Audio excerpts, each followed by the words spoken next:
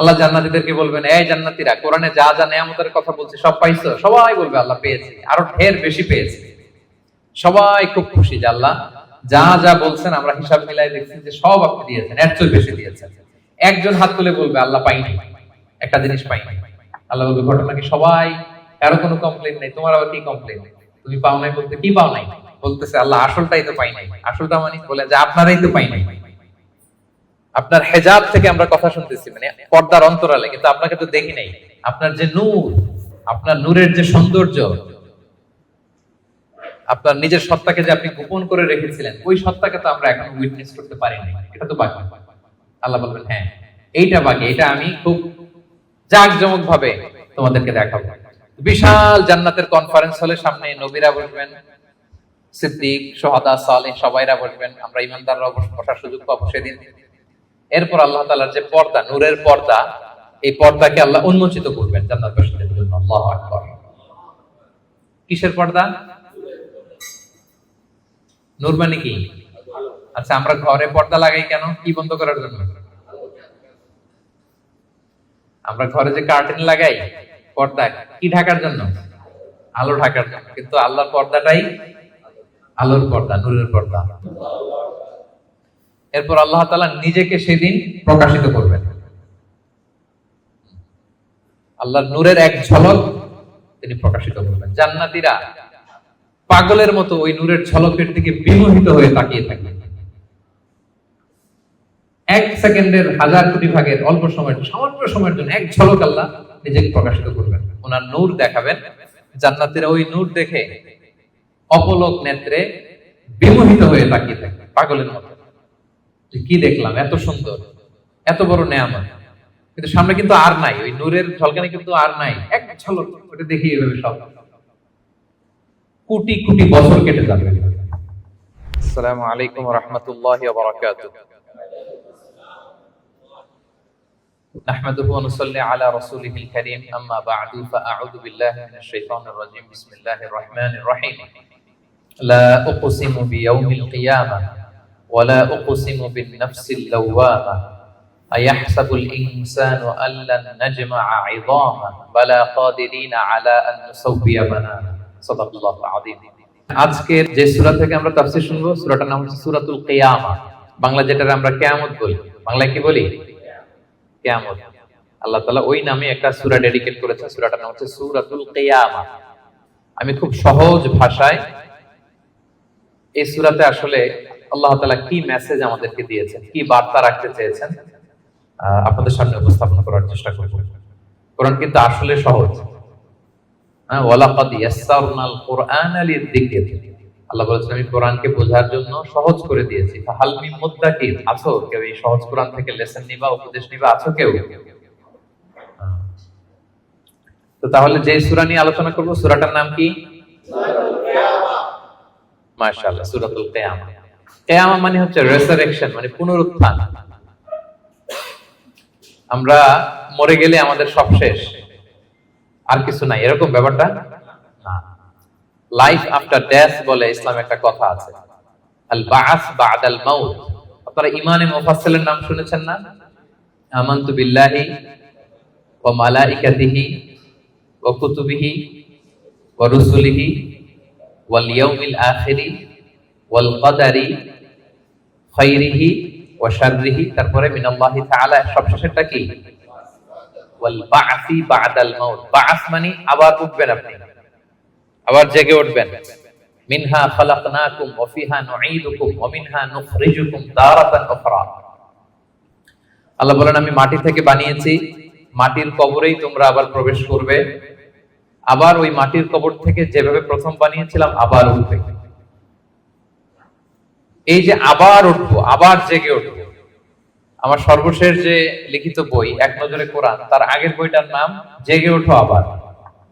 দেখছেন আপনারা? ওই জেগে ওঠো আবার মানে আবার যে আমরা জেগে উঠবো, মৃত্যুর পরে আমরা সবাই আবার জেগে উঠবো। আমাদেরকে জাগিয়ে তুলবেন কে? এই যে মৃত্যুর পরে আবার জেগে ওঠা, এটাকে আরবিতে বলে আল বা'স। আরবিতে কি বলে? আল বা'সু বা'দাল মাউত, মৃত্যুর পরে আবার জেগে ওঠা। এই এই জেগে ওঠা, মৃত্যুর পরে মানুষ যে আবার জেগে উঠবে, আবার বেঁচে উঠবে, এইটা মক্কার কুরাইশরা মানতে পারতেছিল না। কারণ তারা দেখে যে প্রাচীন প্রাচীন কবরস্থানগুলোতে মানুষ মরে যাওয়ার পরে পচে গলে শেষ হয়ে যায়। ইভেন মানুষের যে স্কেলিটন থাকে, হাড়, এগুলো 10-15 বছর পরে মাটির সাথে মিশে গুঁড়ো হয়ে যায়। এই গুঁড়ো হয়ে যাওয়া জিনিস, যেটার কোনো অস্তিত্ব নাই, আবার কিভাবে কি করে ওঠে, এটা তাদের মাথায় আসতেছিল না। তো আস ইবনে ওয়াইল নামে এক মুশরিক, সে একটা পুরাতন কবরের ভেতরে সামান্য কিছু মানুষের হাড়, ওটাকে এরকম হাত দিয়ে মোচড় দেওয়ার পর এটা ডাস্ট হয়ে গেছে, পাউডার। আসলে মানুষের হাড়, মরে যাওয়া মানুষের হাড়, পাউডারটা এনে রাসূল সাল্লাল্লাহু আলাইহি ওয়াসাল্লামের কাছে এনে এরকম একটা ফু দিয়েছে। ফু দেওয়াতে বাতাসের মধ্যে বালুটা মিশে গেছে। তো তখন আস ইবনে ওয়াইল বলে যে মাই ইউহিল ইযামা ওয়া হিয়া রামীম, মুহাম্মদ তুমি বলতেছো এই ডাস্ট থেকে আল্লাহ আবার এই মানুষটাকে বানাবে? এটা তো একটা মানুষের কঙ্কাল ছিল, এটাকে যে তোমার সামনে ফু দিলাম, এটা তো বাতাসে মিশে গেল। তুমি কি বলতে চাচ্ছ যে এইটাকে একদিন আল্লাহ আবার জীবিত করবেন? মাই ইউহিল ইযামা ওয়া হিয়া রামীম, এটা কিভাবে? How come it's possible? এটা কিভাবে সম্ভব? তো ধুলা হয়ে গেছে, বালি, মানুষ বলতে কোনো অস্তিত্বই নাই। আল্লাহ রাসূল সাল্লাল্লাহু আলাইহি ওয়াসাল্লাম বললেন যে হ্যাঁ, আল্লাহ তাআলা এই ডাস্ট থেকে, এই ধুলা থেকে, বালি থেকে এটাকে আবার পুনরায় জীবিত করবেন, যেমনি আল্লাহ প্রথম মানুষকে বানিয়েছিলেন। প্রথম আল্লাহ তাআলা যেভাবে বানিয়েছেন, সেই আল্লাহ আবার এটা থেকে ওই মানুষকে আবার রিকনস্ট্রাক্ট করবেন, রিবিল্ড করবেন, রিশেপ দিবেন, রিসেট করবেন, আবার আগের মতো তিনি এই মানুষকে তৈরি করবেন। এই সূরায় এটাই বারবার বোঝানো হয়েছে যে যিনি প্রথম মানুষকে বানাইতে পারলো, সে আল্লাহ কি মরে যাওয়ার পরে, পচে গলে যাওয়ার পরে আবার বানাতে পারবে না? আচ্ছা বলেন তো, কোন জিনিস প্রথমবার বানানো কঠিন না দ্বিতীয়বার বানানো কঠিন? কারণ প্রথমবার ফার্স্ট টাইম, কোনো এক্সপেরিয়েন্স নাই। প্রথমবার যেহেতু করে ফেলতে পারছে, কিন্তু একটা এক্সপেরিয়েন্স হয়ে গেছে, কি বলেন, জানা হয়ে গেছে, একটা ধারণা হয়ে গেছে। দ্বিতীয়বার কি কঠিন লাগবে আর? আল্লাহ তাআলা বারবার বলেন যে যিনি প্রথমবার তোমাদেরকে বানাই ফেলতে পারলেন, তোমাদের তো কোনো অস্তিত্ব ছিল না, অস্তিত্বহীন একটা জগৎ থেকে আল্লাহ তোমাকে অস্তিত্বে আনলেন। আমরা ছিলাম ইন এক্সিস্টেন্স, এখন আমাদেরকে এক্সিস্টেন্সে আনলেন। আচ্ছা একটু খেয়াল করে বলুন তো, আজকে থেকে 100 বছর আগে আপনার কোনো অস্তিত্ব ছিল? আমার কোনো অস্তিত্ব ছিল? আমি যে আসবো দুনিয়াতে, যে আমার এই নাম হবে, এই গ্রাম হবে, এই পিতামাতা হবে, এই ফিচার হবে, এগুলো আমরা কেউ জানতাম? তো এই আমাদেরকে যেহেতু আল্লাহ তৈরি করতে পারলেন, অস্তিত্বহীনতার জগৎ থেকে অস্তিত্বে আনতে পারলেন, সে আল্লাহ আবার পুনরায় তৈরি করতে ওনার সমস্যা করতে হবে? এটা তো আরো সহজ, কি বলেন? আচ্ছা আজকে থেকে 200 বছর পরে ধরেন একজন মানুষ পৃথিবীতে যে আসবে, তার এখন কোনো অস্তিত্ব আছে? তার নাম, তার পরিবার, তার বংশ, তার কোনো অস্তিত্ব পৃথিবীতে নাই। কিন্তু এই লোকটা আসবে না পৃথিবীতে? অস্তিত্বহীন জগৎ থেকে আল্লাহ যখন অস্তিত্বে আনতে পারলেন, মরে যাওয়ার পরে, পচে যাওয়ার পরে তিনি আবার কেন উঠাতে পারবেন না? কেন পারবেন না? এবং আল্লাহ রাসূল সাল্লাল্লাহু আলাইহি সাল্লাম বলেছেন, মানুষের দেহে একটা হাড্ডির কণা আছে, ইন্না ফিল ইনসানি আযমুন লা ইয়াকুলুহুল আরদু আবাদান। একটা হাড্ডির কণা আছে যেটা কখনো মাটি বালু এটাকে খেতে পারে না, নষ্ট করতে পারে না। মিনহা ইউরাক্কাবুল খালকু ইয়াউমাল কিয়ামা, কিয়ামতের দিন এখান থেকেই মানুষের আবার পুনঃসৃষ্টি হবে। তো সাহাবারা বললেন আইয়ু আযমিন ইয়া রাসূলুল্লাহ, এই হাড্ডিটার নাম কি? আল্লাহ রাসূল সাল্লাল্লাহু আলাইহি ওয়াসাল্লাম বললেন আজবুদ দানাত, মানে টেইল বোন। ডাক্তারি ভাষায় এটাকে বলে কক্সিক্স। আমাদের যে শিরদাঁড়া আছে না, মেরুদণ্ড, এই মেরুদণ্ডের একেবারে নিচে ট্রায়াঙ্গেল, একটা ত্রিভুজ আকৃতির ছোট্ট বোন পার্টিকেল আছে, এটা নষ্ট হয় না। হিন্দুরা যে শ্মশানে লাশ পোড়ায়, সব পুড়ে যায়, ওইটা পুড়ে না। আমরা যে কবরস্থ করি, কবর মাটি সব খেয়ে ফেলতে পারে, কিন্তু ওই ছোট্ট হাড্ডি কণিকাটা নষ্ট হয় না। ইভেন মানুষের মৃত্যু তো অনেক ভাবে হয়। বিমান দুর্ঘটনায় হলে জ্বলে ভস্ম হয়ে যায়, সাগরে জাহাজ ডুবি হলে মানুষ মরে, তিমি মাছের পেটে চলে যায়, তিমি ওইটাকে খেয়ে ডাইজেস্ট করে ফেলে, তার অস্তিত্বই থাকে না। কিন্তু ওই যে ছোট্ট কক্সিক্স টেইল বোন আজবুদ দানাত, এটা নষ্ট হয় না। আল্লাহ বলেন ওইটা থেকে কিয়ামতের দিন তোমাদেরকে আবার আমি পুনরায় সৃষ্টি করব। এইটাকে বলা হয় পুনরুত্থান, রেসারেকশন। পুরো সূরার মেইন কথা হচ্ছে এইটা। আপনাদের কাছে আগে ক্লিয়ার করে দিলাম যে ওরা যেহেতু বিশ্বাস করতে পারতেছিল না যে মানুষগুলো মরে যাওয়ার পরে 20 বছর 30 বছর পর কবরে তার অস্তিত্বই থাকে না, এই মানুষ আবার জীবিত হয় কি করে? আল্লাহ রাসূল সাল্লাল্লাহু আলাইহি ওয়াসাল্লাম বললেন যে না, এরাও জীবিত হবে। এবং আল্লাহ তাআলা এমন কথা বললেন যে তোমরা কি ভাবছো তোমাদের এই হাড় গোড়গুলো আমি রিঅ্যাসেম্বল করতে পারবো না? আরে তোমাদের the tips of your finger, তোমার আঙ্গুলের অগ্রভাগে যে এই যে কেমন আঁকি ঝুঁকি দেখা যায়, আঁকি বুকি দেখা যায়, এই যে যেটাকে আমরা আঙ্গুলের ছাপ বলি, ফিঙ্গারপ্রিন্ট, বাসমা, এইটাকে হুবহু আমি এক করে দিই। আল্লাহ বলেন এখন যে ফিঙ্গারপ্রিন্ট নিয়ে দুনিয়াতে তোমরা আছো, ফিঙ্গারপ্রিন্ট চিনেন তো? এই যে ইমিগ্রেশন পার করে যে মালয়েশিয়াতে ঢুকছেন, কি করছিলেন? ফিঙ্গারপ্রিন্ট দিয়েছেন না? সিম কার্ড নিতে গেলে কি করতে হয়? এই যে বায়োমেট্রিক মেট্রিক অথেন্টিকেশনের জন্য এটা দিতে হয়। এরপরে আপনার ক্রিমিনাল ইনভেস্টিগেশনের জন্য লাগে। কোন বাড়িতে ডাকাতি করছে, তো সে যে ডাকাত যে দরজা খুলছে ওইখানে তার এটা ছাপ থেকে যায়, সে যা যা টাচ করে সব জায়গায় ছাপ থেকে যায়। ফরেনসিক রিপোর্টের জন্য এই ফিঙ্গারপ্রিন্ট লাগে। আল্লাহ বলে এখন যে ফিঙ্গারপ্রিন্ট নিয়ে পৃথিবীতে ঘুরে বেড়াচ্ছ, মারা যাওয়ার পরে আবার যে পুনরায় জীবিত করব একই ফিঙ্গারপ্রিন্ট নিয়ে দাঁড়াবো, ওইটা সহ আমি তোমাদেরকে তুলব। তোমরা ভাবতেছো শুধু হাড়গোড়, তোমার কঙ্কালটাকে আমি রিঅ্যাসেম্বল করতে পারবো না, তোমার ফিঙ্গারপ্রিন্ট সহ আমি সেদিন দাঁড় করাবো। পৃথিবীতে প্রায় বর্তমানে 800 কোটি মানুষের বসবাস। কত কোটি? এই 800 কোটি মানুষের একজনের হাতের ছাপের সাথে, আঙ্গুলের ছাপের সাথে আরেকজনের ছাপের কোনো মিল নেই। 800 কোটি মানুষ, আপনার এই আঙ্গুলের ছাপের সাথে এই আঙ্গুলের মিল নেই। 10টা আঙ্গুলের কোন আঙ্গুলের কোন ছাপের সাথে অন্য আঙ্গুলের কোন ছাপের মিল নাই। ইভেন একসাথে যে যমজ ভাই হয়, টুইন, তাদেরও একজনের ফিঙ্গারপ্রিন্টের সাথে আরেকজনের ফিঙ্গারপ্রিন্টের কোনো মিল হয় না। আল্লাহ বলে ওইটা সহ কিয়ামতের দিন আমি তোমাদেরকে তুলব। তাহলে আল্লাহ যে আবার আমাদেরকে তুলতে পারবে, এটা কি আপনাদের বিশ্বাস হয় নাকি এখনো একটু সন্দেহ সন্দেহ আছে? সন্দেহ লাগে? সন্দেহের অবকাশ নাই প্রিয় ভাই বোনেরা। এর কারণ যিনি অস্তিত্বহীনতার জগৎ থেকে আমাদেরকে অস্তিত্বে আনতে পারলেন, তিনি অবশ্যই পুনরায় আমাদেরকে জীবিত করতে পারবেন। এটা হচ্ছে সূরার মূল কথা। সূরার নাম কি যেন বলেছিলাম? সূরা কিয়ামা। কোরআনে মোট সূরা কয়টা? এই সূরাটা হচ্ছে 75 নাম্বার সূরা। কত নাম্বার? কোরআনে মোট পারা কয়টা? এটা 29তম পারায় অবস্থিত। এই সূরাটা মক্কায় নাজিল হয়েছে, ফলে এটা মাক্কি সূরা। বলুন তো কি সূরা? সবাই জোরে বলুন, কি সূরা? মাক্কি সূরা। মাক্কি সূরা। এই সূরার আয়াত সংখ্যা কত বললাম? 40। আয়াত সংখ্যা কত? 40। তাহলে ওভারঅল আপনি একটা ধারণা পেয়েছেন। সূরার ধারাক্রম হচ্ছে 75। কত পারায়? 29 পারায়, আয়াত সংখ্যা 40। আর সূরাটা মাদানী সূরা। কি সূরা? এবার নাজিলের সময়কালটা বলি। কখন নাজিল হয়েছে? মাক্কি যুগের একেবারে শুরুর দিকে, প্রাথমিক দিকে, প্রথম বছরই নাজিল হয়েছে। এবং নাজিলের প্রেক্ষাপট আমি বলেছি, লোকজন মৃত্যুর পরে যে আল্লাহ তাআলা আমাদেরকে পুনরুত্থান করবেন এটা মানতে চাইছিল না। তাদের কঠোর জবাব হিসেবে আল্লাহ তাআলা 40 আয়াত বিশিষ্ট এই সূরাটা নাজিল করেছেন। এবং এই সূরার সেন্ট্রাল থিম হচ্ছে পুনরুত্থান, রেসারেকশন, আবার যে আমরা উঠবো। এই সূরার শেষে আল্লাহ বলেছেন যে আলাইসা যালিকা বিকাদিরিন আলা আন ইউহিয়াল মাউতা, যে আল্লাহ তোমাদেরকে প্রথম সৃষ্টি করলেন, সে আল্লাহ কি আবার যে তোমাদেরকে সৃষ্টি করবেন সেই কুদরতটা কি আল্লাহর নাই? অবশ্যই আছে। বালা কাদিরিনা আলা আন নুসাউইয়া বানানা, যেটা শুরুতেই বললাম যে বানান মানে হচ্ছে tips of your finger. Even এটাকেও সুবিন্যস্ত করতে পারবেন। হুবহু এইভাবে তিনি আমাদেরকে জীবিত করবেন। তাহলে তিনি যে আমাদেরকে আবার পুনরায় জীবিত করতে পারবেন, এতে কোনো সন্দেহ অবশ্যম্ভাবী, অনিবার্য। আমরা আবার জেগে উঠবো, আবার আমরা উত্থিত হব, আমাদের পুনরুত্থান হবে। ইব্রাহিম আলাইহিস সালামকে যখন এই আকীদা আল্লাহ শিক্ষা দিয়েছেন যে ইব্রাহিম, মৃত্যুর পর আমি সবাইকে জাগাবো, তো তিনি বললেন যে রব্বি আরিনি কাইফা তুহিল মাউতা, আল্লাহ আপনি কিভাবে জাগাবেন, মানে মৃতকে কিভাবে জীবিত করেন, একটু দেখাইতেন আমাকে, আমার খুব ভালো লাগবে। কে বলতেছেন? কাইফা তুহিল মাউতা, আল্লাহ মৃতকে কিভাবে জীবিত করেন? আল্লাহ বলেন বলো কি ইব্রাহিম, আওয়ালাম তুমিন, তোমার কি বিশ্বাস হয় না? ইব্রাহিম আলাইহিস সালাম বললেন বালা, অবশ্যই বিশ্বাস হয়, কিন্তু ওয়ালাকিন লিয়াতমাইন্না কলবি, দেখতে পেলে আমার অন্তরটা একটু প্রশান্ত হতো, যদি আমি দেখতাম কিভাবে জীবিত করেন। সূরা বাকারা এসেছে, আল্লাহ বললেন ফাখুয আরবাআতাম মিনাত তায়র, ঠিক আছে দেখাবো, তুমি 4টা পাখি নিয়ে আসো, জবাই করো, পাখিগুলোকে টুকরো টুকরো করো, এদের গোশতগুলো পাহাড়ের ওই পাশে ছিটায় দিয়ে আসো। এরপরে পাহাড়ের এই পাশ থেকে পাখিগুলোকে ডাকো।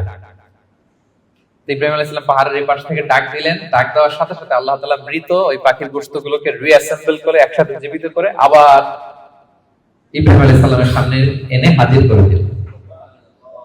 ইব্রাহিম আলাইহিস সালাম দেখে আশ্বস্ত হলেন, তার হৃদয় প্রশান্ত হল। তাহলে আল্লাহ তাআলা যে মৃতকে জীবিত করতে পারেন, এতে কি কোনো সন্দেহ আছে?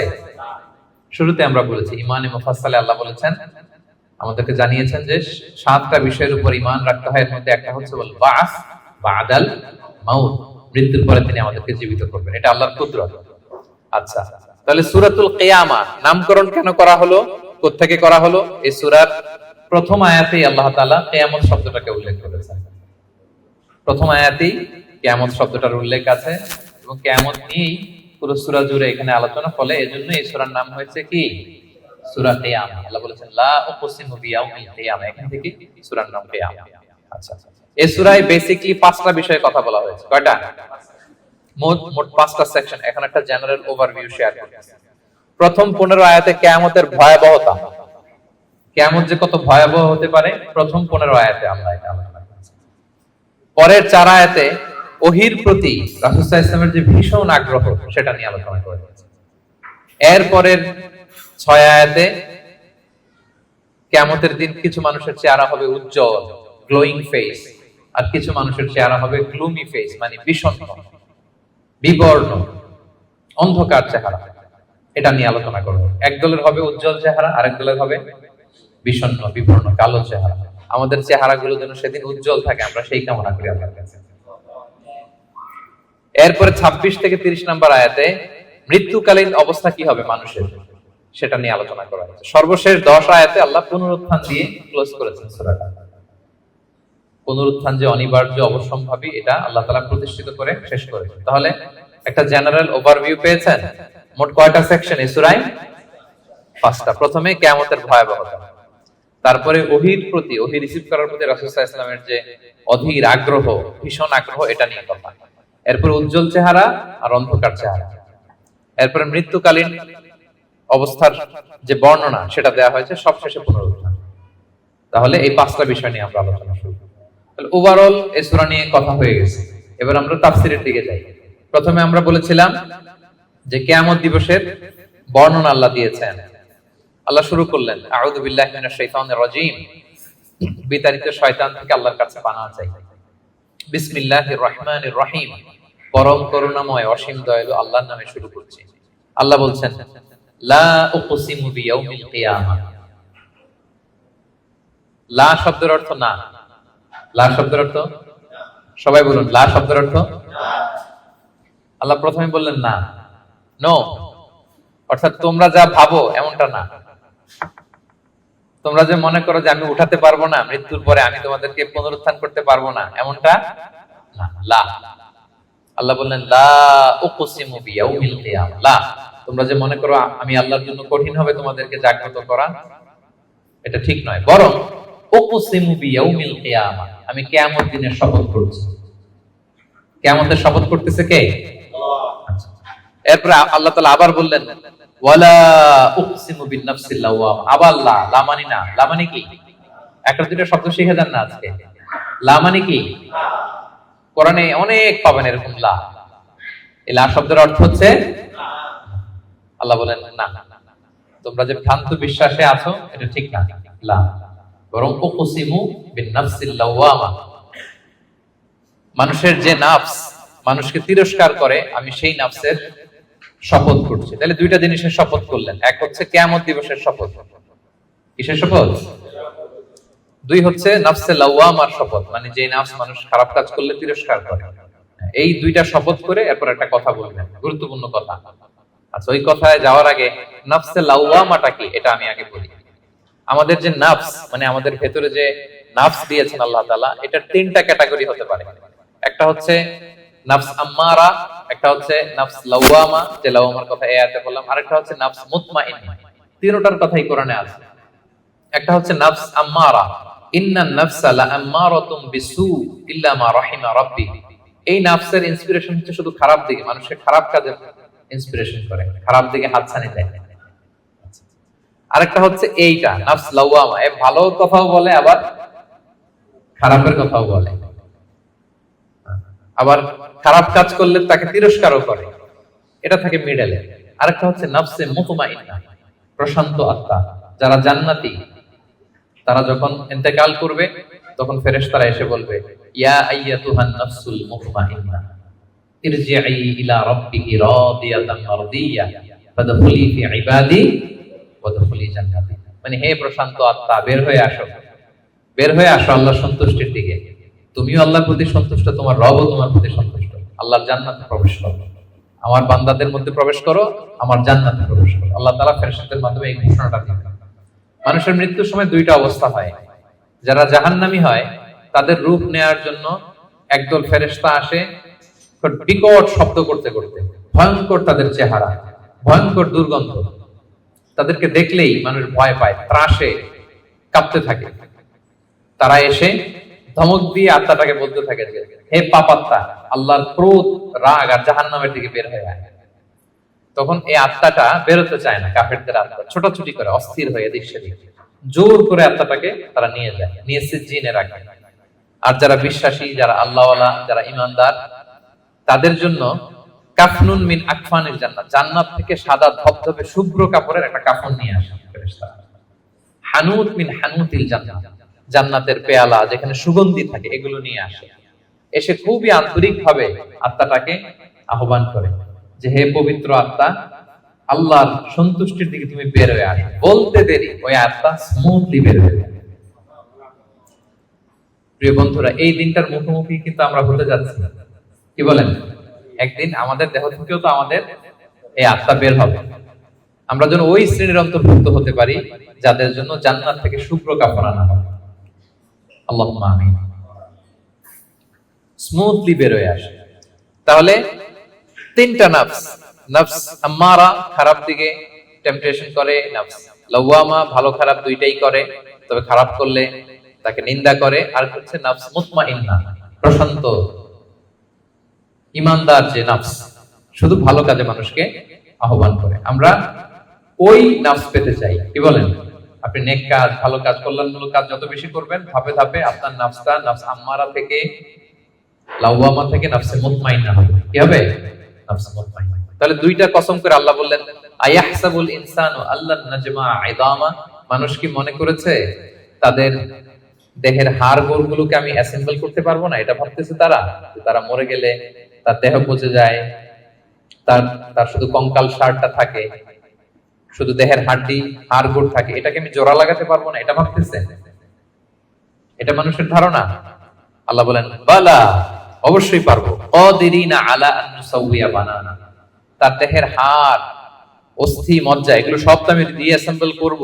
এমনকি তার টিপস অফ হিজ ফিঙ্গার, তার আঙ্গুলের যে অগ্রভাগ, ফিঙ্গারপ্রিন্ট, এটাকেও আমি সুবিন্যস্ত করব। এটাকেও আল্লাহ তাআলা সেদিন কি করবেন? সুবিন্যস্ত করবেন। আমি আলোচনার শুরুতেই বলেছি যে আমাদের কারো ফিঙ্গারপ্রিন্টের সাথে অন্য কারো ফিঙ্গারপ্রিন্ট মিলে না। আল্লাহ তাআলা প্রত্যেকের এই ইউনিক ফিঙ্গারপ্রিন্ট গুলো সহ তাদেরকে কিয়ামতের দিন উঠাবেন। বাঁচার কোনো উপায় নাই, আল্লাহ তাআলা উঠাবেন। এক লোক, বনি ইসরাইলের সময় এক লোক তার ছেলে মেয়েদেরকে, হাদিসে এসেছে, বলেছিল যে আমি এত পাপ করেছি, আমি মারা যাওয়ার পরে আমার বডিটা আগুন দিয়ে তোমরা জ্বালায় ভস্ম করে দিবা। এরপর যে ছাই হবে, এই ছাই, কিছু ছাই সাগরে নিক্ষিপ্ত করবা, আর কিছু ছাই তোমরা বাতাসের মধ্যে ছিটাই দিবা, যাতে আল্লাহ আমারে আর জোড়া লাগাতে না পারে। বুদ্ধি দেখছেন? তার ধারণা যে আমি এত পাপ করেছি, এমন শাস্তি আল্লাহ তাআলা শাস্তির মুখোমুখি আমাকে করবেন। কৌশল হিসেবে সে বলল, মৃত্যুর পরে আমাকে জ্বালিয়ে দিবা, আমার লাশের যে ছাই এটা কিছু সাগরে কিছু বাতাসে দিয়ে দিও। ছেলেরাও তাই করছে, মারা যাওয়ার পরে বাবার লাশ পোড়ায় ছাই কিছু সাগরে ছিটাই দিয়ে আসছে, কিছু বাতাসে ভাসায় দিয়ে আসছে। এখন এই লোকটা তার আল্লাহ জীবিত করতে পারবে না, কি বলে? কি এবার একটু সন্দেহ তৈরি হয়েছে নাকি? পারবে? বালা কাদিরিনা আলা আন নুসাউইয়া বানানা, যে আল্লাহ ফিঙ্গারপ্রিন্ট সহ নিয়ে আসবেন, তিনি পারবেন না? পারবেন। এবং কিয়ামতের দিন তার সাথে কি ঘটবে সেটাও সহিহ মুসলিমে আসছে। আল্লাহ তাআলা তাকে আবার জীবন দিবেন। এবার তো বেচারা ধরা খেয়ে গেছে, তাকে তো আল্লাহ ঠিকই আবার জীবন দিলেন। এবার আল্লাহ বলবেন, আচ্ছা তুমি এই কাজটা কেন করছিলা? মা হামালাকা আলা হাদা, এরকম ইউনিক ফন্দি বুদ্ধি আটছো কেন? লাশ পোড়ায় তোমার লাশ কিছু সাগরে দিবে ছাই, কিছু দিবে বাতাসে ভাসায় কেন? বলতেছে ইয়া রাব্বি মাখাফাতু, আপনার ভয়, আপনার ভয়ে আমি এই কাজ করেছি। তো তার ওই করুণ রেসপন্সটা আল্লাহর কাছে এত ভালো লাগলো যে আল্লাহ আপনার ভয়ে, যে আপনি যে আমাকে শাস্তির মুখোমুখি করবেন, আপনার ভয়ে আমি এই বুদ্ধি করেছি। তার এই করুণ আর্তনাদের কারণে আল্লাহ তাআলা তাকে ক্ষমা করে জান্নাতবাসী করে দেবেন। তাহলে কোনোভাবেই এটা থেকে বাঁচার কোনো উপায় নাই। তিনি আমাদেরকে, আমরা যেভাবেই মারা যাই, যেখানে আমাদের অবস্থান থাকুক না কেন, তিনি আমাদেরকে কি করবেন? পুনরুজ্জীবন দান করবেন। তাহলে আল্লাহ তাআলা বললেন, বালা কাদিরিনা আলা আন নুসাউবিয়া বানানা, তোমাদের যে ফিঙ্গারপ্রিন্ট, এগুলোকে আমি একত্রিত করব। তাহলে এটা মনে রাখবেন যে ফিঙ্গারপ্রিন্টের কথা আল্লাহ তাআলা এই সূরা কিয়ামতে বলেছেন। কোন সূরায় বলেছেন? ফিঙ্গারপ্রিন্টের কথা বলেছেন। 1892 সালে আমরা প্রথম জানতে পারি, পৃথিবীবাসী, একজন সায়েন্টিস্ট ফ্রান্সিস গ্যালটন তার নাম, সে প্রথম এটা বৈজ্ঞানিকভাবে আবিষ্কার করে যে মানুষের এখানে যে কিছু আঁকিঝুঁকি আছে, এগুলো একটার সাথে আরেকটা মিলে না। ফলে যেটা বললাম, বায়োমেট্রিক অথেন্টিকেশনের জন্য, ফরেনসিক রিপোর্টের জন্য বা ক্রিমিনাল ইনভেস্টিগেশনের জন্য তারা বৈজ্ঞানিকভাবে 1892 সালে এটা পৃথিবীতে এটা নিয়ে কাজ করা শুরু করছে। আর 1500 বছর আগে আল্লাহর কোরআনের ভেতরে এই ফিঙ্গারপ্রিন্ট, আঙ্গুলের ছাপের ব্যাপারে আমাদেরকে জানিয়ে দিয়েছেন কে? 1500 বছর আগে তিনি জানিয়ে দিয়েছেন যে বালা কাদিরিনা আলা আন নুসাউইয়া বানানা, তোমাদের আঙ্গুলের ফিঙ্গারপ্রিন্ট গুলোকে আমি আল্লাহ একত্রিত করব। আল্লাহু আকবার। এরপর আল্লাহ তাআলা বললেন, বাল ইউরিদুল ইনসানু লিয়াফজুরা আমামা, এগুলো যেন মানুষ পাপ করে, ভবিষ্যতে সে পাপ করতে চায়, তার মধ্যে অন্যায় প্রবণতা আছে। এবং আল্লাহ রাসূল সাল্লাল্লাহু আলাইহি সাল্লামকে ঠাট্টা করে তারা জিজ্ঞেস করতো, ইয়াসআলু আইয়ানা ইয়াউমুল কিয়ামা, হে মুহাম্মদ তুমি যে বারবার বলো কিয়ামত কিয়ামত, কবে হবে এটা? কবে? ইয়াসআলু আইয়ানা ইয়াউমুল কিয়ামা, কবে হবে? কিয়ামতের ডেট জানার যে খুব আগ্রহ, এই জন্য না, ঠাট্টা করে বলে। কি করে? তুমি যে বলতেছো কিয়ামত হবে, কবে হবে? সাহাবারাও জিজ্ঞেস করতেন, কিন্তু ঠাট্টা করে জিজ্ঞেস করতেন, ওনারা প্রস্তুতি হিসেবে জিজ্ঞেস করতেন। এক সাহাবী বললেন, ইয়া রাসূলুল্লাহ মাতা সাআ, হে নবী কিয়ামত কবে হবে? আল্লাহ রাসূল সাল্লাল্লাহু আলাইহি ওয়াসাল্লাম বলেন, ওয়া মাযা আ'দাদতা লিস-সাআ, কিয়ামতের জন্য তোমার প্রস্তুতি কি? তুমি এত কিয়ামত কবে হবে জানার জন্য কি বললে? তিনি বললেন, আমার কোনো প্রস্তুতি নাই, ইল্লা আন্নী উহিব্বুল্লাহ ওয়া রাসূলা, আমি আল্লাহ এবং আল্লাহর রাসূলকে ভালোবাসি, এটাই আমার প্রস্তুতি। তখন রাসূল সাল্লাল্লাহু আলাইহি ওয়াসাল্লাম বললেন, তুমি যে আল্লাহ আল্লাহর রাসূলকে ভালোবাসো, এই ভালোবাসাই তোমাকে জান্নাতে প্রবেশ করাবে। আবার রাসূল সাল্লাল্লাহু আলাইহি ওয়াসাল্লাম বললেন, তুমি যাদেরকে ভালোবাসো তাদের সাথেই আল্লাহর জান্নাতে থাকবে। আনতা মা'a মান আহবাবতা, তুমি যাদেরকে ভালোবাসো তাদের সাথেই থাকবে, মানে নবীকে ভালোবাসো তো নবীর সাথেই আল্লাহর জান্নাতে তুমি বসবাস করবে। তো তারা টিটকারি করে বলতো, ইয়াসআলু আইয়ানা ইয়াউমুল কিয়ামা, কবে হবে কিয়ামত? এবার রাসূল সাল্লাল্লাহু আলাইহি ওয়াসাল্লাম কিয়ামতের বর্ণনা দিচ্ছেন যে কিয়ামত যখন হবে, ফাইদা বারিকাল বাসার, আতঙ্কে মানুষের চোখ ধাঁধিয়ে যাবে কিয়ামতের সময়। কিয়ামতের একটা ফিচার শুনে, কিয়ামত এমন সময় হুট করে হবে, কেউ থাকবে বাজারে, কেউ মাঠে, কেউ ঘাটে, কেউ অফিসে, কেউ রান্নাঘরে, কেউ ওয়াশরুমে, কেউ স্কুলে, কেউ কলেজে, কেউ বিজনেস মিটিং এ। যখন কিয়ামতের বিভীষিকা শুরু হবে, ফাইদা বারিকাল বাসার, মানুষের চোখ ছানা বড়া হয়ে যাবে, চোখ ধাঁধিয়ে যাবে কিয়ামতের আতঙ্কে। ওয়া খাসাফাল কমার, চাঁদ এটা আলোহীন হয়ে যাবে, নিষ্ক্রিয় হয়ে যাবে। ওয়া জুমিআ আশ-শামসু ওয়াল কমার, চাঁদ সূর্য একটার সাথে একটা ধাক্কা লেগে মেসাকার হয়ে যাবে। কিয়ামতের বর্ণনা, ইয়াকুলুল ইনসানু আইনাল মাফার, সেদিন মানুষ বলবে পালাবার জায়গা কোথায়, পালাবো কোথায়? আইনাল মাফার, সেদিন পালানোর কোনো জায়গা আছে বলেন তো? আল্লাহ বলছেন, ইয়াউমা তারাউনাহা তাযহালু কুল্লু মুরদিআতিন আম্মা আরদাআত ওয়া তাদউ কুল্লু যাতি হামলিন হামলাহা। কিয়ামতের অবস্থা এমন হবে যে কিয়ামতের বিভীষিকা যখন শুরু হবে, দুগ্ধপোষ্য বাচ্চাকে রেখে, বাচ্চাকে ফেলে দিয়ে মা দৌড়ে পালাবে। ব্রেস্ট ফিডিং মাদার যারা আছে, মানে যেই মা বাচ্চাকে দুধ খাওয়ায়, দেখবেন যে ওই বাচ্চাকে চোখের আড়াল করতে চায় না, কাছে কাছে রাখে না। কিন্তু কিয়ামতের বিভীষিকা এত ভয়ঙ্কর হবে, ওই মা দুধের বাচ্চাটাকে রেখে পালাবে। ওয়া তাদউ কুল্লু যাতি হামলিন হামলাহা, যত প্রেগন্যান্ট নারী আছে, 2 মাসের কনসিভ, 5 মাসের, 6 মাসের, 7 মাসের, half form baby, full form baby, মুহূর্তেই সব ডেলিভারি হয়ে যাবে ভয়ের চোটে। ওয়াতারান নাস সুকারা ওমা হুম বিসুকারা ওয়ালাকিন্না আযাবাল্লাহি শাদীদ, মানুষগুলো পাগলের মতো দৌড়াবে, পাহাড়গুলো তুলার মতো বিক্ষিপ্ত পতঙ্গের মতো নিক্ষিপ্ত হতে থাকবে, ছুটতে থাকবে।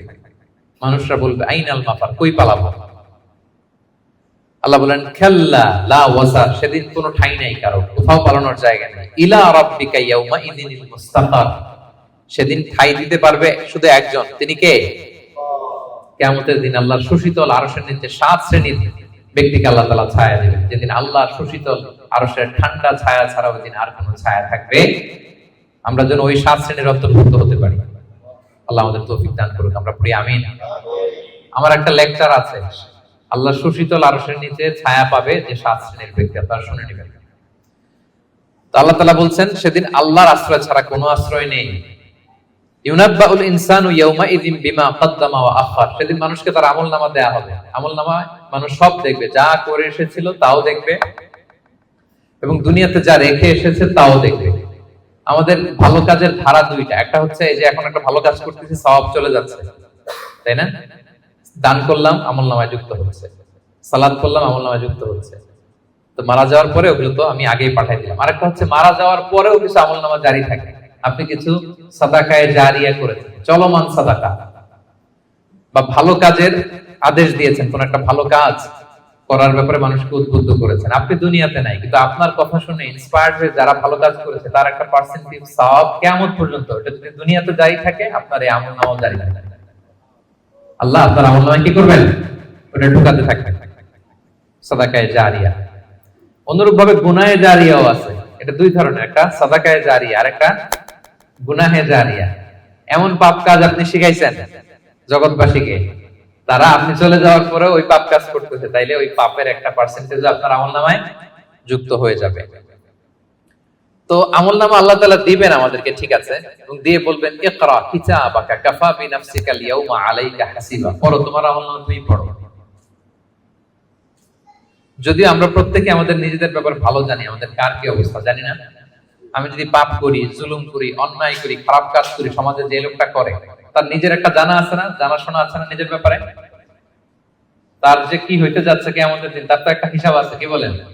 আর যে খুব আল্লাহওয়ালা, নামাজি, মুত্তাকি, নেককার, তার একটা হিসাব আছে না? তার একটা হিসাব আছে, ইনশাআল্লাহ আমি আমার সব ভালো কাজের প্রতিদানগুলো জমা হচ্ছে আমার, আমি আল্লাহর কাছে পাই টু পাই বুঝে বুঝে পাবো এর রিওয়ার্ড, এর প্রতিদান। তো আল্লাহ বলবেন বালিল ইনসানু আলা নাফসিহি বাসীরা, মানুষ নিজেই তার ব্যাপারে ভালো করে জানে।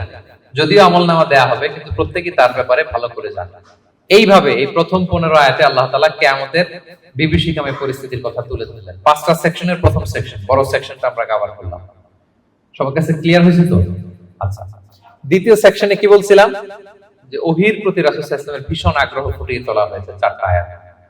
তো এই আয়াতগুলো যখন নাজিল হচ্ছিল রাসূল সাল্লাল্লাহু আলাইহি ওয়াসাল্লাম সাথে সাথে পড়তেছিলেন। জিবরাইল আলাইহিস সালাম যখন নাজিল করে উনি পড়তে আরম্ভ করেন। কেন? উনি ভাবতেছেন যদি ভুলে যাই। কোন ভাবনা থেকে? যদি ভুলে যাই, সাথে সাথে মুখস্থ করতেছেন। তো আল্লাহ তাআলা আয়াত নাযিল করলেন যে নবী, যখন আমি কোরআনের আয়াত নাযিল করি সাথে সাথে আপনি তড়িঘড়ি করে আয়াত করার জন্য পড়া শুরু করবেন। আপনি শান্ত থাকুন, নীরব থাকুন, কেবল ঠায় তাকিয়ে থাকুন আর শুনুন। মুখস্থ করায় দেওয়ার দায়িত্ব আমি আল্লাহ নিয়ে নিলাম। কোরআনের একটি শব্দ, একটি অক্ষর আপনি ভুলবেন না, সবগুলোই আমি আল্লাহ নিজ কুদরতে আপনাকে মুখস্থ করাই দেব। এবং রাসূল সাল্লাল্লাহু আলাইহি ওয়াসাল্লাম মুখস্থ করেছেন, ঠিক কি না? বলেন তো, পৃথিবীর সর্বপ্রথম কোরআনের হাফেজ কে ছিল? বলেন। মুহাম্মদ রাসূলুল্লাহ সাল্লাল্লাহু আলাইহি ওয়াসাল্লাম। ওনার উপরে তো কোরআন নাযিল হয়েছে, তো ওনার আগে কে কোরআনের হাফেজ দিতে পারবে? পারবে কেউ? তিনি ছিলেন প্রথম হাফেজ। তো ওনাকে আল্লাহ তাআলা স্বয়ং নিজ দায়িত্বে মুখস্থ করে দিয়েছেন। যে বালিল ইনসানু আলা নাফসিহি বাসীরা, মানুষ নিজের ব্যাপারে ভালো করেই জানে। ওয়ালাউ আলকা মাআযিরা, যদিও সে নিজের ব্যাপারে যত এক্সকিউজ সে হাজির করুক আল্লাহর কাছে। এরপর আল্লাহ বলেছেন লা তুহাররিক বিহি লিসানাকা লিতা'জালা বিহি, যখন কোরআনের আয়াত নাযিল হয় তাড়াতাড়ি করে পড়বেন না। ইন্না আলাইনা জামাআহু ওয়া কুরআন, এটা আপনার হৃদয়ে জমা করে দেওয়ার, মুখস্থ করিয়ে দেওয়ার দায়িত্ব আমি আল্লাহ নিজে নিয়ে নিলাম। ফাইদা ক্বারানাহু ফাত্তাবি' কুরআনা, জিবরাইল যখন পড়বে শুধু খেয়াল করে শুনুন, বাকিটা আমার দায়িত্ব। সুম্মা ইন্না আলাইনা বায়ানা, এরপর এটার ব্যাখ্যা বিশ্লেষণ আমি আল্লাহ আপনাকে শিখাই দেব। এই 4 আয়াতে আল্লাহ তাআলা বুঝাতে চাইলেন যে রাসূল সাল্লাল্লাহু আলাইহি ওয়াসাল্লাম যে ওহী রিসিভ করার জন্য খুব উদ্গ্রীব থাকতেন, ওনাকে আশ্বস্ত করা হয় যে নবী আপনি চিন্তিত হবেন না। তাহলে 2টা সেকশন চলে গেল। 3 নাম্বার সেকশন কি বলেছিলাম? যে 2 ধরনের ফেস থাকবে কিয়ামতের দিন। কিছু ফেস হবে উজ্জ্বল ফেস, গ্লোয়িং ফেস। তার বিপরীতে কিছু চেহারা হবে গ্লুমি ফেস, বিবর্ণ, বিষণ্ণ চেহারা। তাদের কথা আল্লাহ বললেন কাল্লা বাল তুহিব্বুনাল আজিলা, বরং তোমরা এই দুনিয়ার জীবনকে বেশি প্রাধান্য দাও। মানুষের স্বভাব হচ্ছে আখিরাত সেটা যে একটা বিশাল জগৎ, হাজার হাজার বছর অন্তহীন যে জগৎ, ওই জগৎটা নিয়ে আমরা খুব একটা টেন্স থাকি না, ওটা নিয়ে আমাদের প্ল্যান থাকে না। আমাদের প্ল্যান থাকে 40 বছর, 50 বছর, 60 বছর। অন্য আয়াতে আল্লাহ বলছেন বাল তুসিরুনাল হায়াতাদ দুনিয়া ওয়াল আখিরাতু খায়রু ওয়া আবকা। তোমরা দুনিয়ার জীবনকে প্রাধান্য দাও, কিন্তু এটা স্থায়ী জীবন নয়। স্থায়ী জীবন হচ্ছে আখিরাতের জীবন। আওয়াজ করে বলুন তো, স্থায়ী জীবন কোন জীবন? আখিরাতের জীবন। সেটাই বললেন, কাল্লা বাল তুহিব্বুনাল আজিলা, তোমরা দুনিয়াকে প্রাধান্য দাও, এটাকে ভালোবাসো। ওয়া তাযারুনাল আখিরা, আর আখিরাতকে তোমরা ভুলে যাও। সেদিন মানুষের অবস্থা কি হবে শোনো, উজুহু ইয়াউমা ইদিন নাদিরা, সেদিন কিছু মানুষের চেহারা হবে গ্লোয়িং, সজীব, শ্যামল, উজ্জ্বল, উদ্দীপ্ত চেহারা, গ্লোয়িং ফেস। ইলা রাব্বিহা নাযিরা, তারা সেই চেহারা নিয়ে তাদের রবের দিকে তাকায় থাকে। আল্লাহু আকবার। তাহলে বোঝা গেল জান্নাতীরা কিয়ামতের দিন আল্লাহ তাআলাকে দেখার সৌভাগ্য পাবে। বলেন, আমরা আল্লাহকে সচক্ষে দেখতে চাই কি চাই না? চাই। আমরা আল্লাহকে দেখছি কখনো? দেখি না। দেখে তার ইবাদত করি, তাকে বিশ্বাস করি, তার সামনে সেজদায় লুটিয়ে পড়ি, কিন্তু তাকে দেখি নাই। তো জান্নাতীদের সবচেয়ে বড় নেয়ামত হবে এইটা। আল্লাহ জান্নাতীদেরকে বলবেন, এই জান্নাতীরা, কোরআনে যা যা নেয়ামতের কথা বলছে সব পাইছো? সবাই বলবে আল্লাহ পেয়েছি, আরো ঢের বেশি পেয়েছি। সবাই খুব খুশি যে আল্লাহ যা যা বলছেন আমরা হিসাব মিলাই দেখছি যে সব আপনি দিয়েছেন, এর চেয়ে বেশি দিয়েছেন। একজন হাত তুলে বলবে আল্লাহ পাইনি, একটা জিনিস পাইনি। আল্লাহ বলবে, ঘটনা কি? সবাই, কারো কোনো কমপ্লেইন নেই, তোমার আবার কি কমপ্লেইন? তুমি পাও নাই বলতে কি পাও নাই? বলতেছে আল্লাহ আসলটাই তো পাই নাই। আসলটা মানে বলে যে আপনারাই তো পাই নাই। আপনার হেজাব থেকে আমরা কথা শুনতেছি, মানে পর্দার অন্তরালে, কিন্তু আপনাকে তো দেখি নাই। আপনার যে নূর, আপনার নূরের যে সৌন্দর্য, আপনার নিজের সত্তাকে যে আপনি গোপন করে রেখেছিলেন, ওই সত্তাকে তো আমরা এখনো উইটনেস করতে পারিনি। এটা তো বাকি। আল্লাহ বলবেন, হ্যাঁ এইটা বাকি, এটা আমি খুব জাঁকজমক ভাবে তোমাদেরকে দেখাবো। বিশাল জান্নাতের কনফারেন্স হলে সামনে নবীরা বসবেন, সিদ্দিক, শুহাদা, সালেহ সবাইরা বসবেন, আমরা ইমানদাররাও বসার সুযোগ পাবো সেদিন। এরপর আল্লাহ তাআলার যে পর্দা, নূরের পর্দা, এই পর্দাকে আল্লাহ উন্মোচিত করবেন জান্নাতবাসীদের জন্য। আল্লাহু আকবার। কিসের পর্দা? নূর মানে কি? আচ্ছা, আমরা ঘরে পর্দা লাগাই কেন? কি বন্ধ করার জন্য? আমরা ঘরে যে কার্টেন লাগাই, পর্দা কি ঢাকার জন্য? আলো ঢাকার জন্য। কিন্তু আল্লাহর পর্দাটাই আলোর পর্দা, নূরের পর্দা। এরপর আল্লাহ তাআলা নিজেকে সেদিন প্রকাশিত করবেন। আল্লাহর নূরের এক ঝলক তিনি প্রকাশিত করবেন। জান্নাতীরা পাগলের মতো ওই নূরের ঝলকের দিকে বিমোহিত হয়ে তাকিয়ে থাকবে। এক সেকেন্ডের হাজার কোটি ভাগের অল্প সময়ের, সামান্য সময়ের জন্য এক ঝলক আল্লাহ নিজেকে প্রকাশিত করবেন, ওনার নূর দেখাবেন। জান্নাতীরা ওই নূর দেখে অপলক নেত্রে বিমোহিত হয়ে তাকিয়ে থাকবে পাগলের মতো। কি দেখলাম, এত সুন্দর, এত বড় নেয়ামত, কিন্তু সামনে কিন্তু আর নাই, ওই নূরের ঝলকানি কিন্তু আর নাই। এক ঝলক ওটা দেখি এভাবে সব কোটি কোটি বছর কেটে যাবে। আল্লাহু আকবার। উজুহু ইয়াউমাইদিন নাযিরা ইলা রাব্বিহা নাযিরা, কিছু উজ্জ্বল চেহারা সেদিন তাদের রবের দিকে তাকিয়ে থাকবে। আল্লাহ রাসূল সাল্লাল্লাহু আলাইহি ওয়াসাল্লাম বলেছেন যে ইন্নাকুম সাতারাউনা রাব্বাকুম আয়ানা, তোমরা কিন্তু কিয়ামতের দিন চাক্ষুষ আল্লাহকে দেখবে, সব জান্নাতীরা। এই কথা যখন রাসূল সাল্লাল্লাহু আলাইহি ওয়াসাল্লাম বললেন, সাহাবারা বলেন যে রাসূলুল্লাহ, আল্লাহকে সবাই একসাথে কিভাবে দেখবে? দেখতে কি ধাক্কাধাক্কি হবে না? তো রাসূল সাল্লাল্লাহু আলাইহি ওয়াসাল্লাম বললেন যে আকাশের চাঁদ উঠলে তোমরা কি ধাক্কাধাক্কি করে দেখাও? বলেন যে আকাশে যখন চাঁদ উঠছে আমরা কি আরেকজনকে সরাই বলি, ভাই একটু সরেন আমি দেখি? সরেন। যে যেখানে আছে সেখান থেকে কি করে? চাঁদকে উইটনেস করতে পারে, দেখতে পারে। তাহলে সচক্ষে আমরা সেদিন আল্লাহ তাআলাকে দেখতে পাবো। আওয়াজ করে পড়েন ইনশাআল্লাহ। তাহলে উজুহু ইয়াউমাইদিন নাযিরা ইলা রাব্বিহা নাযিরা, সজীব চেহারাগুলো আল্লাহর দিকে তাকিয়ে থাকবে। এটা হচ্ছে এক শ্রেণী। আরেক শ্রেণী হবে কি? ওয়া উজুহু ইয়াউমাইদিন বাসিরা, আরেক দলের চেহারা হবে কালো। ওই যে আমলনামায় তার সব খারাপ কাজের লিস্ট, তাদের চেহারা কি উজ্জ্বল হবে? কেমন হবে? বিষণ্ণ, বিবর্ণ, ডার্ক ফেসেস, গ্লুমি ফেসেস। তাযুন্নু আন ইউফআলা বিহা ফাকিরা, সে বুঝতে পারবে যে কঠিন বিপদ নেমে আসতেছে। আচ্ছা গেল। উজ্জ্বল চেহারা, আলোকিত চেহারা। এরপরে মৃত্যুকালীন অবস্থার বর্ণনা। কাল্লা, তোমরা যে ভাবতেছো তোমরা পুনরুত্থিত হবে না, শুরুতে তো দুইবার লা লা বলছো যে না না যা বলতেছো সেটা ভুল, আবার এখানে কাল্লা না তোমরা যা বলতেছো সেটা কিন্তু ঠিক না, বারবার রিমাইন্ডার, পুনরুত্থান হবেই হবে, এটা কেউ ঠেকাইতে পারবে না। ইদা বালাগাতিত তারাকিয়া, মানুষের রূহ যখন কণ্ঠনালী পর্যন্ত পৌঁছে যায়, ওয়াকিলা মান রাক, তখন মৃত্যুর একটা সিনারিও আল্লাহ তুলে ধরেছে। তখন মানুষ শেষ চেষ্টাটা করে, মৃত্যু সজ্জায় যখন চলে যায় আমরা কি করি, লাস্ট চেষ্টাটা করি তাকে বাঁচানো যায় কিনা, কোনো রাকি আছে কিনা তাকে রুকিয়া করবে, কোনো ডাক্তার আছে কিনা তাকে শেষ চেষ্টাটা করবে। ওয়া যান্না আন্নাহুল ফিরাক, কিন্তু মৃত্যুগামী যে যাত্রী সে বুঝে যায় যে এটাই আমার লাস্ট স্টেজ দুনিয়ার। তার মানে যিনি মৃত্যুবরণ করে মৃত্যুর কিছু সময় আগে সে বুঝতে পারে যে আমি ছেড়ে যাচ্ছি এই পৃথিবী, আমি কি করতেছি, ছেড়ে যাচ্ছি।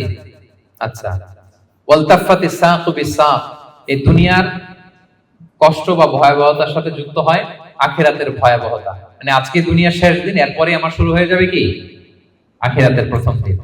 ইলা রাব্বিকা ইয়াউমা ইযিনিল মাসাক, এবং মানুষকে তার রবের দিকে সেদিন নেওয়া হবে। আচ্ছা, মৃত্যুকালীন সংক্ষিপ্ত বর্ণনা শেষ। এরপর আল্লাহ শুরু করলেন সর্বশেষ যে সেকশনটা, সেটা যে পুনরুত্থান যে হবেই, এটা আবার তিনি শক্তভাবে মজবুতভাবে তুলে ধরলেন এই সূরার একেবারে শেষ কয়েকটা আয়াতে। আল্লাহ বললেন ফালা সাদ্দাকা ওয়ালা সাল্লা, যারা কাফির মুশরিক, যারা আল্লাহকে মানে না, তাদের বৈশিষ্ট্য কি, ফালা সাদ্দাকা, তারা কিয়ামতকে সত্য বলে মানেও না, ওয়ালা সাল্লা, তারা সালাতও আদায় করে না, ওয়ালাকিন কাযযাবা ওয়া তাওয়াল্লা, তারা এটাকে মিথ্যা বলে, তারা মুখ ফিরিয়ে নেয়। একদল দেখবেন যে আপনি ভালো বললে মুখটা ফিরায় নেয়, যত উদাহরণ দিয়ে আপনি বুঝান সে ওটা মানবে, সে ওইখান থেকে ইগনোর করে চলে যাবে। সুম্মা যাহাবা ইলা আহলিহি ইয়াতামাত্তা, সে গর্বভরে তার ফ্যামিলির কাছে যায়।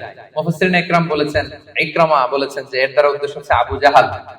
আবু জাহালকে যখন আল্লাহ রাসূল সাল্লাল্লাহু আলাইহি ওয়াসাল্লাম দাওয়াত দিচ্ছিল, যত ভাবে যুক্তি নির্ভর কথা রাসূল সাল্লাল্লাহু আলাইহি ওয়াসাল্লাম বলে, কিন্তু সে শোনে না, সে অহংকার করে চলে যায়। আউলা লাকা ফা আউলা সুম্মা আউলা লাকা ফা আউলা, তোমার জন্য ধ্বংস অনিবার্য। এরপর আল্লাহ তাআলা বলছেন আয়াহসাবুল ইনসানু আন ইউতরাকা সুদা, যে কথা দিয়ে শুরু করেছিলেন সেটা দিয়ে শেষ করতেছেন। কোরআনের কোনো কিছুই অমিল নাই। আপনি দেখবেন একেবারে সূরার শুরুতে যেই কথা, শুরুর কথার সাথে শেষের কথার মিল আছে, আবার এই সূরার শেষে যা বলছে আরেক সূরার শুরুতে মিল আছে, মানে সবটা ইন্টারকানেক্টেড, হাইলি ইন্টারকানেক্টেড। আল্লাহ বলছেন আয়াহসাবুল ইনসানু আন ইউতরাকা সুদা, মানুষ কি ভাবে যে তাকে এমনি এমনি ছেড়ে দেওয়া হবে কোনো পরীক্ষা ছাড়া? কিয়ামতের দিন হাত তুলে বলবেন আল্লাহ আমি তো ঈমানদার ছিলাম, আর আল্লাহ বলবেন যাও তুমি চলে জান্নাতে ঢুকে যাও, এরকম? আপনাকে কঠিন পরীক্ষার মুখোমুখি হতে হবে। আপনি যে আপনার ঈমানের দাবিতে সত্যবাদী, পদে পদে এটা প্রমাণ দিতে হবে। আলাম ইয়াকুন নুতফাতাম মিন মানিয়্যি ইউমনা, আমাদের সৃষ্টি শৈলীটা কেমন ছিল আল্লাহ ওইদিকে আমাদেরকে একটু তাকাতে বলতেছেন যে দেখো তো তুমি কি ছিলা, আমি আপনি আমরা প্রত্যেকে আসলে কি ছিলাম, যদি একটু খেয়াল করেন তো।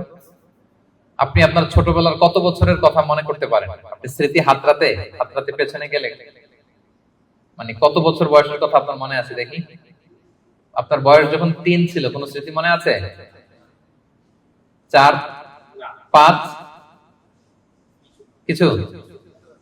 5 বছর বয়সে আমরা স্কুলে ভর্তি হই, তো তার আগের কিছু ঘটনা আমাদের খেয়াল থাকে, কিন্তু 3 বছরের কোন ঘটনা খেয়াল আছে? থাকতে পারে, কারো হয়তো থাকতে পারে, তো অধিকাংশই থাকে না। তার পিছনে যদি যান 2 বছর বয়সের, 1 বছর, আপনারই তো জীবন ওইটা, তো আপনার কিছুই তো খেয়াল নাই। আমারই তো জীবন, আমার পহেলা বছর, আমার দ্বিতীয় বছর, তৃতীয় বছর কি ছিল আমার খেয়ালই নেই। আচ্ছা, তার আগে যদি যান 6 মাস বয়স, মায়ের বুকের দুধ খেয়ে যে বেঁচেছিলাম, কিছু মনে পড়ে? আচ্ছা, তার আগে মায়ের পেটের 9 মাস একটা অন্ধকার জগতে যে ছিলাম, দেখেন তো স্মৃতি হাতরাতে হাতরাতে কিছু পান কিনা? হ্যাঁ, ধোঁয়াশা, কিছুই মনে পড়ে না। আল্লাহ বলে একটু তাকাও তুমি কই ছিলা।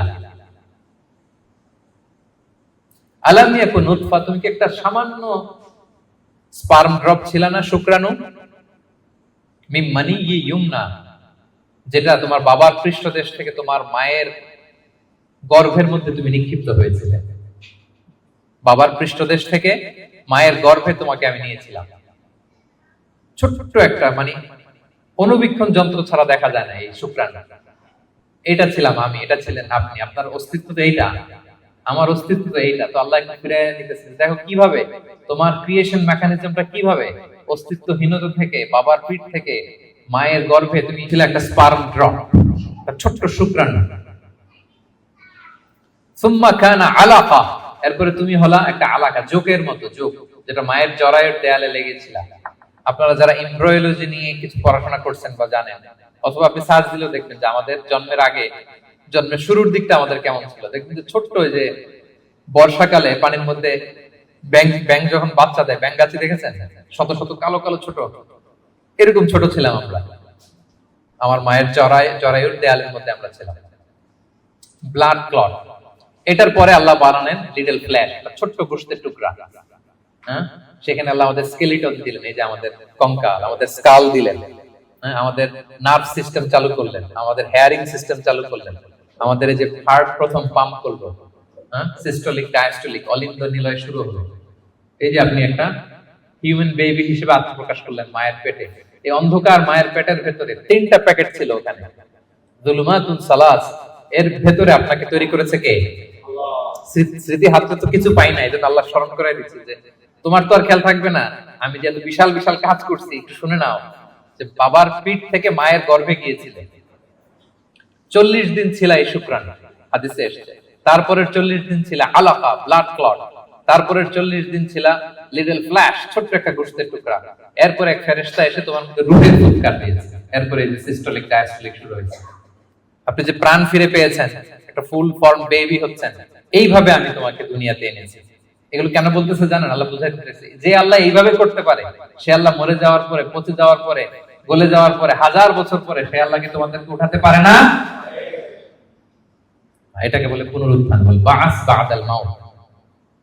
ফাখালাকা ফাসাওয়া, সৃষ্টি করলেন, সুবিন্যস্ত করলেন। ফাজআলা মিনহু যাওজাইনি যাকারা ওয়াল উনসা, এরপর আল্লাহ জোড়া সৃষ্টি করলেন। তোমাদের কাউকে বানালেন নারী, কাউকে বানালেন পুরুষ। এরপর আল্লাহ একটা প্রশ্ন ছুড়ে দিয়ে শেষ করলেন, আলাইসা যালিকা বিকাদিরিন আলা আইয়াহিয়াল মাউতা, যে আল্লাহ এত কিছু করতে পারলেন, সে আল্লাহকে মৃতকে জীবিত করতে সক্ষম নন? বলেন, তিনি কি সক্ষম নন? রাসূল যখন এই সূরাটা শেষ করতেন, তিনি বলতেন বালা বালা ইয়া রাব্বানা, অবশ্যই হে আল্লাহ, অবশ্যই আপনি আমাদেরকে পুনরায় জীবিত করতে সক্ষম।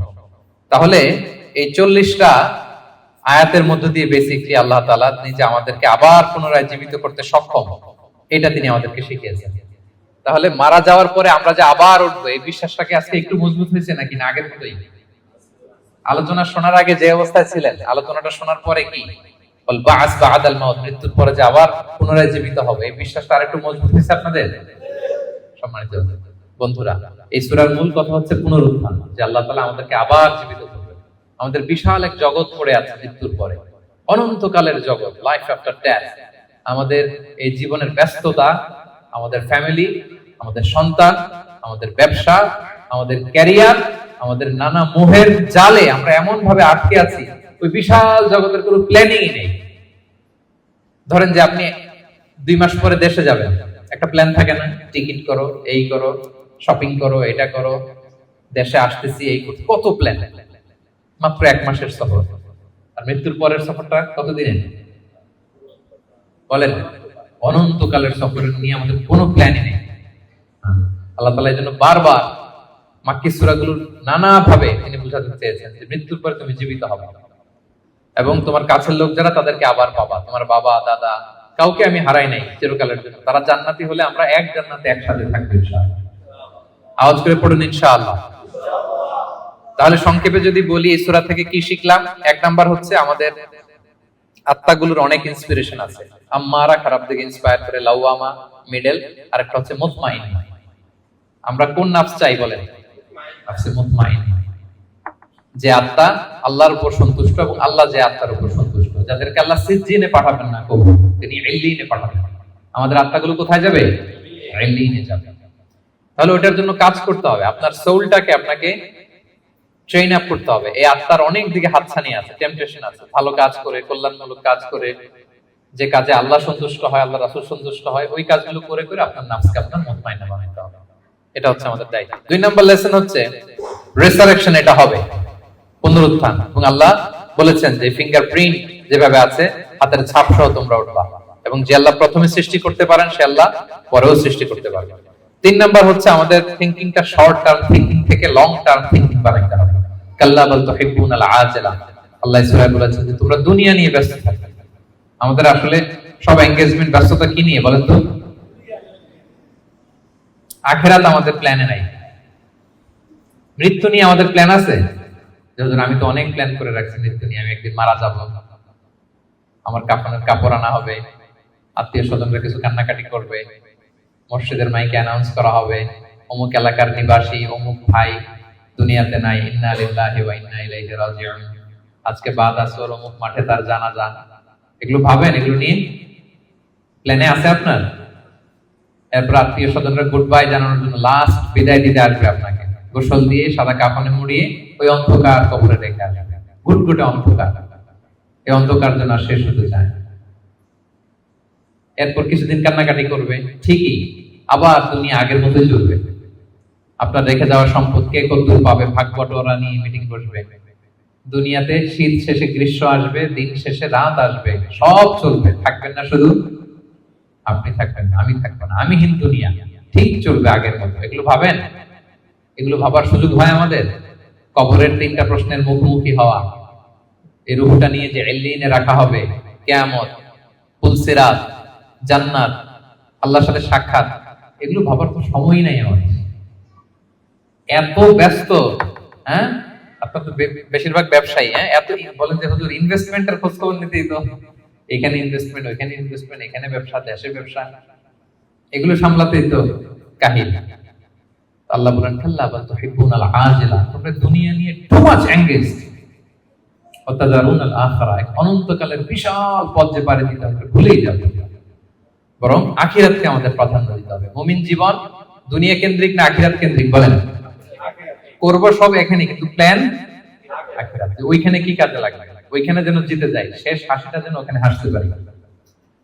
এটা হচ্ছে মুমিনের বৈশিষ্ট্য। 4 নাম্বার হচ্ছে গ্লোয়িং ফেস, গ্লুমি ফেস। বলেন আপনার চেহারা সেদিন কিরকম হোক আপনি চান? গ্লোয়িং ফেস চান? তাহলে 5 ওয়াক্ত সালাত পড়তে হবে, কোরআন পড়তে হবে, যাকাত আদায় করতে হবে। 5 নম্বরে মৃত্যুর যে ওই সময়টা, ওইটা আমাদের জন্য ফিক্স।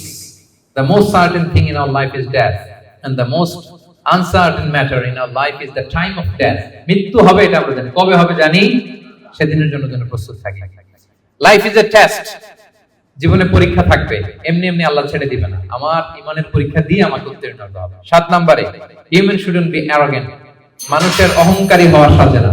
কারণ আল্লাহ আমাদের সৃষ্টির দিকে একটু তাকাতে বলছে, তোমার যে এত অহংকার, এত ক্ষমতার দাপট, তুমি পাওয়ারফুল এলাকায়, তোমার দাপটে কেউ কথা বলতে পারে না। তুমি কি ছিলা বলো তো? 3 বছর আগে কি হয়েছিল, তোমার বয়স যখন 3, মনেই করতে পারো না। মায়ের পেটে কি ছিলা, তার আগে কি ছিলা? ছোট্ট একটা তুচ্ছ পানির ফোঁটা থেকে আল্লাহ আমাদেরকে বানিয়েছেন। ওই মানুষ কখনো অহংকার করতে পারে না। সব শেষ কথা হচ্ছে রেসারেকশন ইজ এ মাস্ট, আমরা আবার জীবিত হব। মৃত্যুর মধ্য দিয়ে আমাদের সব শেষ হয়ে যাবে না, বরং বলবো বা'আস বা'দাল মাউত, মৃত্যুর পরে আবার আমরা পুনরুত্থিত হব এবং আল্লাহর সেই ট্রাইব্যুনালে আমাদেরকে দাঁড়াতে হবে। সেদিন যদি আমাদের ভালো কাজের মধ্য দিয়ে আল্লাহর কাছে আমরা নিজেদের ঈমানকে প্রমাণিত করতে পারি, তাহলে শেষ হাসিটা আমরাই হাসি ইনশাআল্লাহ। আমরা এখানে যেমনি একত্রিত হলাম, মৃত্যুর পরে আবার জীবিত হয়ে বিচার দিবস শেষে আল্লাহ জান্নাতুল ফেরদাউসের ভিতরেও যেন আমরা এভাবে একত্রিত থাকতে পারি। আল্লাহ আমাদের সবাইকে তৌফিক দান করুন। আজকে থেকে আপনার প্ল্যানের ভিতরে ব্যবসা বাণিজ্য, ইনভেস্টমেন্টের পাশাপাশি কিছুটা সময় লাইফ আফটার ডেথ, মৃত্যুর পরের জীবন নিয়ে আমরা রাখবো তো নাকি? মৃত্যু, কিয়ামত, পুনরুজ্জীবন, আখিরাতের জীবন নিয়ে আমাদের ভাবনা, চিন্তা, প্ল্যান এটা রাখতে হবে। এটাই মুমিন জীবনের বৈশিষ্ট্য। আল্লাহ তাআলা আমাদের সবাইকে কথাগুলো বোঝার, আমল করার তৌফিক দান করুন।